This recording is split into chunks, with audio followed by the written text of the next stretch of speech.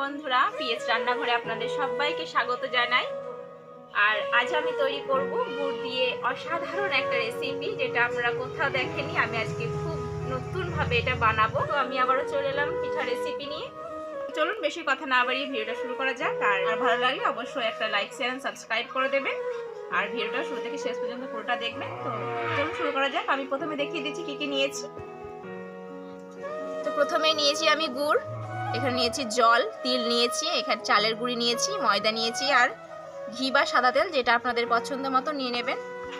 তো প্রথমে আমি উনানে একটা কড়াই বসিয়ে দিলাম। তো কড়াইটা খুব ভালোভাবে গরম হয়ে গেছে। এখানে দিয়ে দেবো সাদা তেল, এরপর দিয়ে দিচ্ছি গুড়,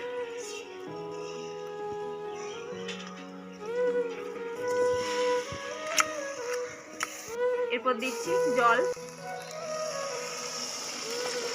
এখানে 1 গ্লাস জল দিলাম, একটা ছোট গ্লাসে। এরপর গুড়টাকে আমি খুব ভালো করে 2 মিনিট ফুটিয়ে নেব।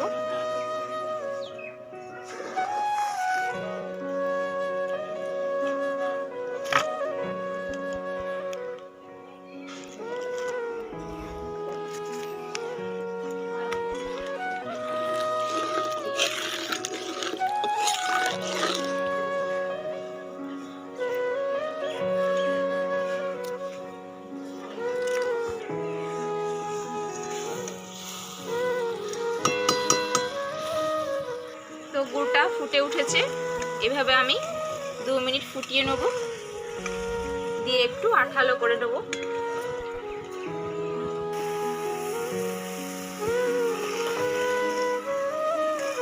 দু মিনিট ফোটানো হয়ে গেছে। এরপর এখানে আমি দিয়ে দেবো এই বাটির মাপ করে 1 বাটি চালের গুঁড়ি,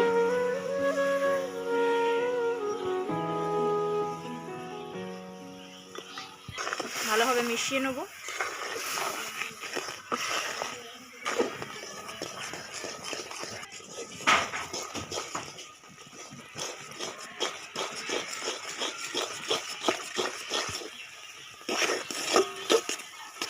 তো চালের গুঁড়িটা মেশানো হয়ে গেছে। ওই বাটি মাপ করে দিচ্ছি 1/2 বাটি ময়দা। এই ময়দাটা দিলে পিঠাটা অনেকটা নরম থাকে আর ফেটে যায় না পিঠাগুলো।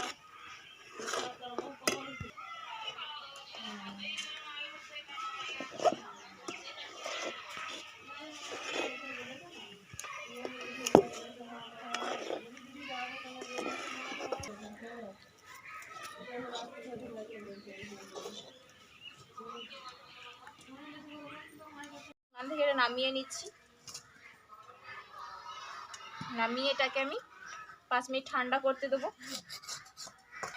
তো এটাকে আমি 5 মিনিট ঠান্ডা করে নিয়েছি। এবার ভালোভাবে মথে নেবো একটু। তো এটা আমার খুব ভালোভাবে মথে নেওয়া হয়ে গেছে। একদম নরম নরম করে মথে নিয়েছি। দেখতে পাচ্ছেন কত মসৃণ হয়েছে, একদম প্লেন। তো হাতে আমি একটু তেল লাগিয়ে নিচ্ছি এভাবে। তো গোল করে নিচ্ছি ভালোভাবে, দিয়ে একটু চ্যাপটা করে নিলাম। চ্যাপটা করে নেওয়ার পরে আমি তিল নিয়েছি, এখানে তিলের মধ্যে এভাবে বসিয়ে দেবো,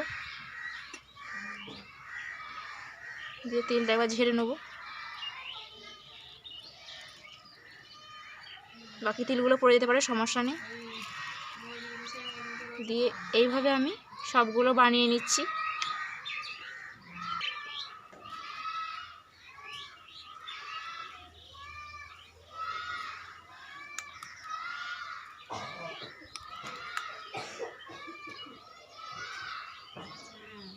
তো ফ্রেন্ডস, আমার এই ভিডিও ভালো লাগলে প্লিজ একটা সাবস্ক্রাইব করে দেবেন। আপনারা যদি সাপোর্ট না করেন তো আমি কিছু করতে পারবো না। তো প্লিজ একটা সাবস্ক্রাইব করে দেবেন। আপনাদের একটা সাবস্ক্রাইব তো আমার জন্য অনেক দামি। আর একটা সাবস্ক্রাইব মিলে তো অনেকগুলো সাবস্ক্রাইব হয়। তো আপনারা যদি সাপোর্ট করেন তো ইনশাল্লাহ আমি অনেক দূর এগিয়ে যেতে পারবো। তো প্লিজ সাবস্ক্রাইব করবেন। তো এইভাবে আমি সবগুলো বানিয়ে নিচ্ছি, তারপর আপনাদেরকে দেখাচ্ছি। তো এখানে আমি সবগুলো পিঠা রেডি করে নিয়েছি। দেখুন এরকম সবগুলো করে নিয়েছি। কত সুন্দর লাগছে দেখুন। আর এটা দেখতে যেমন সুন্দর, খেতেও এর থেকে অনেক মজাদার। তো অবশ্যই আপনারা একবার বাড়িতে বানিয়ে দেখবেন।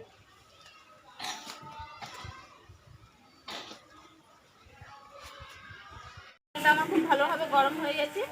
আমি এবার এগুলো ভেজে নেব।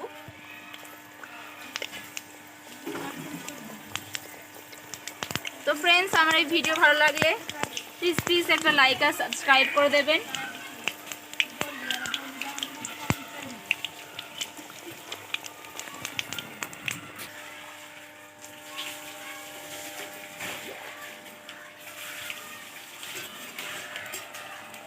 তো এক পিঠ হয়ে গেছে, আমি উল্টে নিচ্ছি এক পিঠ।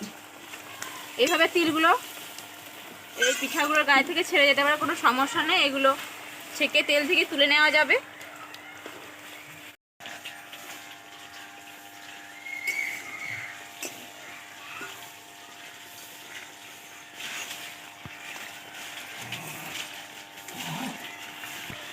তো আমি এভাবে উল্টে পাল্টে একদম ব্রাউন করে এগুলো ভেজে নেব। খুব বেশি যেন না পুড়ে যায়, অতটাও ব্রাউন করব না।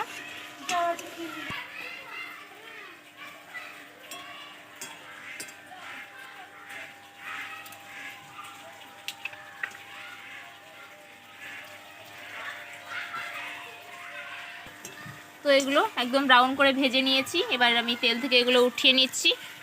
দেখুন কালারটা কত সুন্দর এসছে।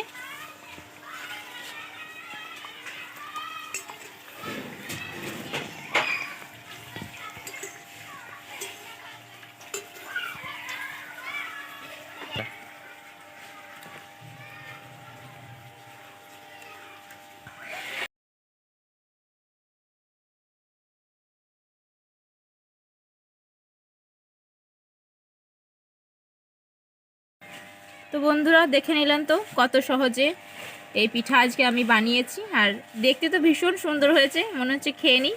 তো দেখতে যেমন সুন্দর হয়েছে, খেতেও ভীষণ সুন্দর। তো একটা ভেঙে দেখিয়ে দিচ্ছি ভিতরটা কেমন হয়েছে। ভিতরটা এরকম একদম সফট আর উপরটা একটু মুচমুচে।